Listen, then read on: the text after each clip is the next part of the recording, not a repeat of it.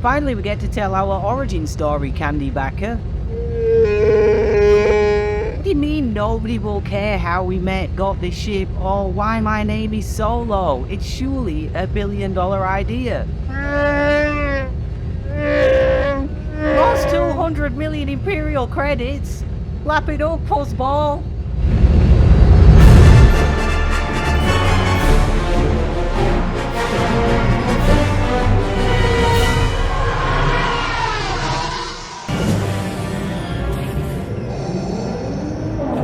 My lord. What is it, General? Is it that time of year where I review another Disney Star Wars movie? Ready my TIE Fighter, I will deal with this personally. Solo: A Star Wars Story is the only Star Wars movie to be a box office bomb, barely making back its production budget and probably costing Disney a few $100 million in losses. Which is a real shame, because even though this video is largely going to come across as negative, that's just the nature of these videos looking at box office bombs. I actually think this is the second best Star Wars movie Disney have made, and the fifth best overall. There are a few external factors that meant this film was possibly always going to fail. It was released at a weird time for a Star Wars flick, coming out in May 2018. This was dumb for a number of reasons.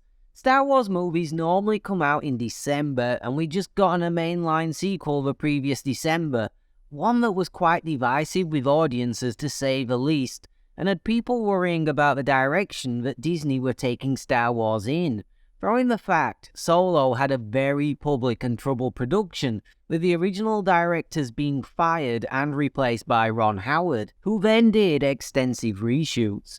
This usually being a surefire sign to the general audience that the finished film will be a total mess. Not a foolproof yardstick for sure, but one that 9 times out of 10 is fairly accurate. It was also thrown to the box office wolves, so to speak, by being sandwiched between two of the biggest box office hits of the year in Infinity War and Deadpool 2. So it never had much opportunity to breathe at the box office and grow an audience. Personally, I think Disney were testing the waters for a 2 Star Wars a year release schedule, and when that failed spectacularly, they panicked and pivoted to Disney Plus content and 0 theatrical releases instead. All of these external factors, along with a suspected incredibly bloated budget of $275 to $300 million, means that this film was always going to struggle, especially when media outlets are reporting that your main casting choice is struggling and really can't act to save his life. Which brings me to the possible reasons this film bombed that are internal to the actual film, with the casting being one of them. Which is largely great, but also maybe one of the reasons why this film bombed is because Harrison Ford isn't in it. And as I previously mentioned, the media were scathing about Alden Ehrenreich as Han before the film even released. I think he actually does a great job in portraying a younger version of the character, really capturing the cocky, self-confident nature of Han perfectly. Only problem is, he isn't Harrison Ford, and people tend not to like beloved characters being portrayed by different actors. Here's another problem with prequels in general, that I think this film sort of suffers from that is linked to the above problem. General audiences do not like to see characters change. For an example of this, just look at the backlash to Luke in the sequels. People lost their minds over his personality changing. Fair enough, a lot of that was to do with how terribly written it all was, but people hate change. Even if that change is justified, seeing as nobody is the same person at age 18 as they are at age 40. Meaning even though Han is way younger here, he's pretty much the same character as the Han we all know and love, except here he's kind of weirdly idealistic and not quite as cynical. So straight away this movie isn't starting out on the greatest of footings, before you've even started scripting, shooting and putting the VFX together, because people want to see Harrison Ford as Han Solo, not someone doing a tribute act to him. Even if that tribute act is really good, as it is here in the main, Emilia Clarke is an actress who anyone with even a slight interest in pop culture goings-on will instantly recognize from her time on Game of Thrones.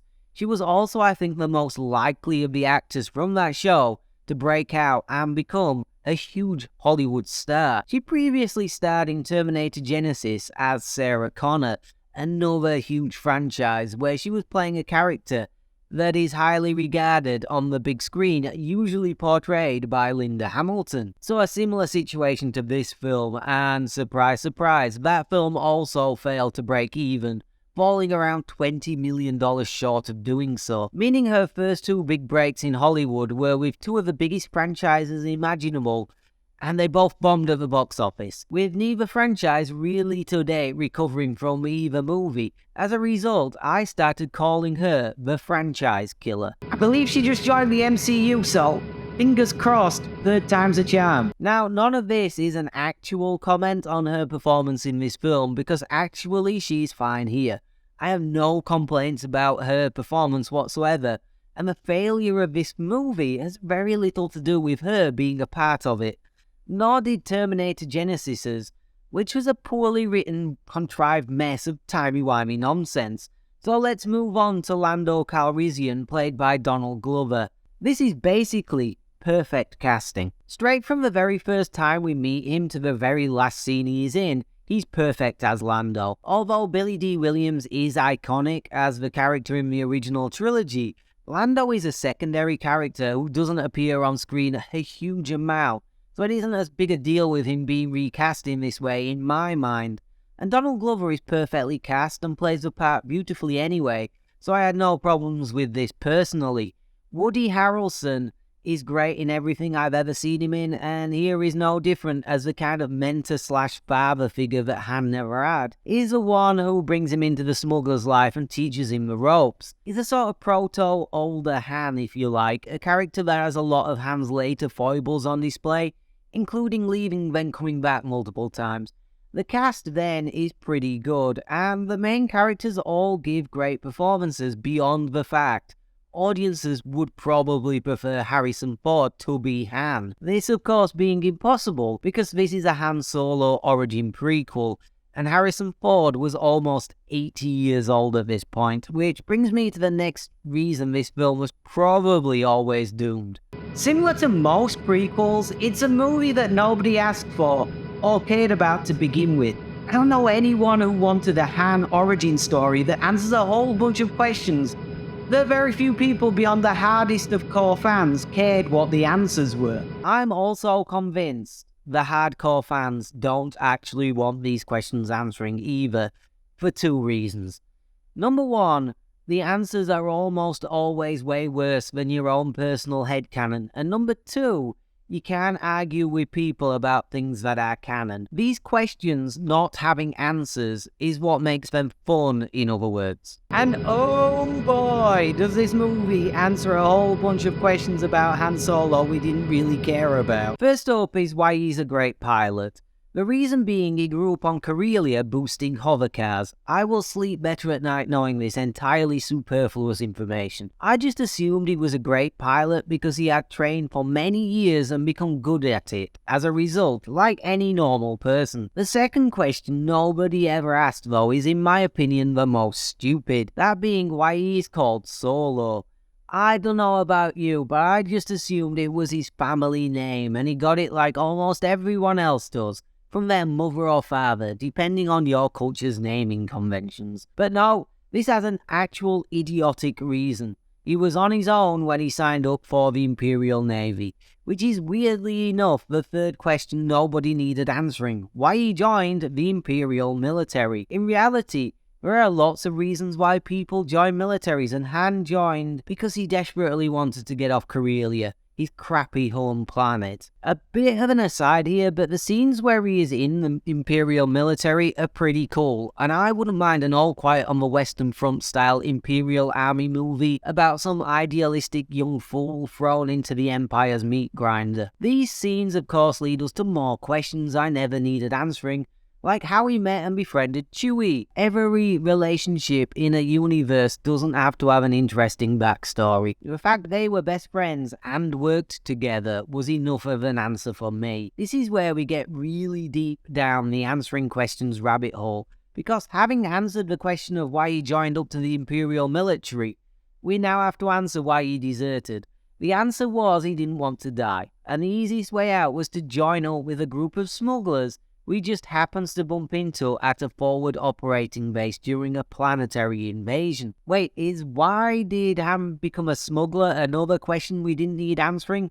Why, yes, I think it is. Han and Chewie have a ship that's probably as iconic as they are, if not even more so. Hell, the music swells when it first appears on screen. It's that iconic. So of course we need to answer how he won that card game mentioned in the original trilogy, because that is definitely something people needed to see. And we aren't even done yet, because the biggest, most burning question right at the very heart of Star Wars lore is, just how in the hell did the Millennium Falcon do the Kessel Run in 12 parsecs?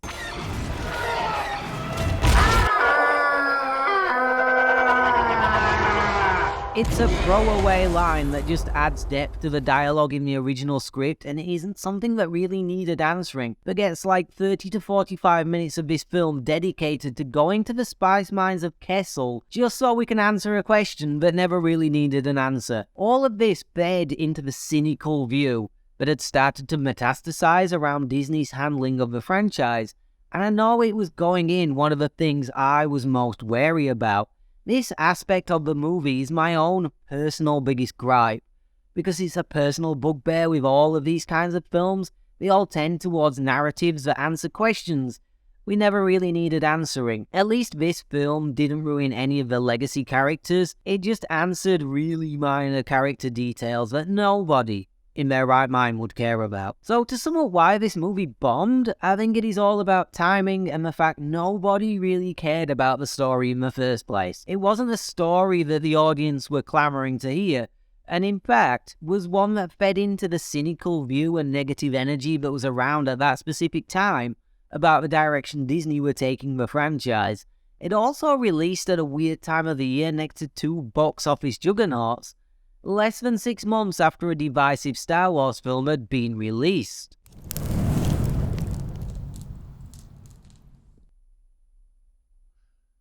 All of this is a shame too, because I enjoy this way more than I enjoy any of the Disney sequels. As I previously stated, the cast are pretty great. I enjoyed everyone's performances as the characters, and wouldn't have minded seeing more of them. The VFX throughout are top-notch and make the recent MCU outings look like amateur hour in comparison. It's no surprise this movie won awards for its effects. They do a great job of fleshing out the Star Wars universe a little more too, by taking us to new places like Corellia and the Kessel Spice Mines, even if it turns out a whole lot of the Star Wars universe is just sand. No wonder Anakin hates everything. The story, although one that is seemingly designed to revolve around answering questions nobody really needed answering, is a fun little crime caper adventure where we see Han leave Corellia, become an Imperial soldier, and then fall into a life of crime.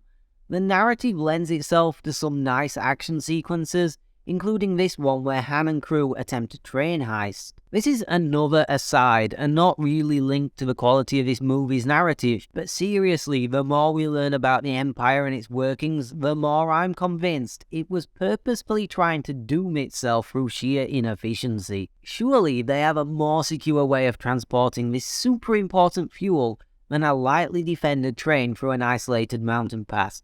Moving quickly on from that though, the Crimson Dawn crime syndicate and Emilia Clarke's character as the new head of it are nicely set up to be ongoing protagonists too. Yeah, this part of the video only exists because I asked Mrs. Cooking to buy me a lightsaber thinking that I was going to record about Rogue One, and then realised I was doing Solo, which doesn't have any lightsabers in it. Oh, but wait, Darth Maul actually just turns up at the end, flashes his lightsaber for no apparent reason. Well, I guess the reason is, if he didn't, this would be the only Star Wars film without a lightsaber in it. At the time of this film's release, and on rewatching it a couple of times, I wanted more.